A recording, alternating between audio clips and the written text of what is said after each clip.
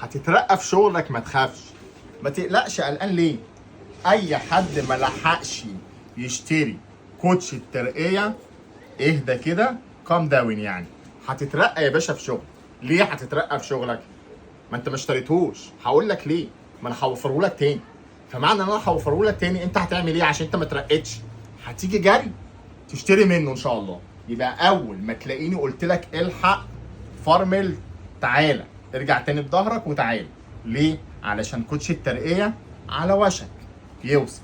انتظر مننا ان شاء الله كوتش الترقيه، وثابت زي ما هو ب 1500. عندن في كل واحد بيبيعوا اغلى من كده بكتير. 1500 بس، مهلا كده واحده واحده هوفره لك تاني وبالوانه، وممكن يبقى اكتر من الالوان اللي انت شفتها كمان. متقلقش معالي الباشا، احنا خلاص خلصنا العيد وخلصنا الترقيه.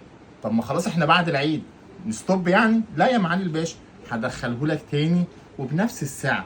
طب لو قدرنا شويه ننزل في السعر هننزل، ما قدرناش لان 1500 ده سعر قليل قوي في قطعه زي دي.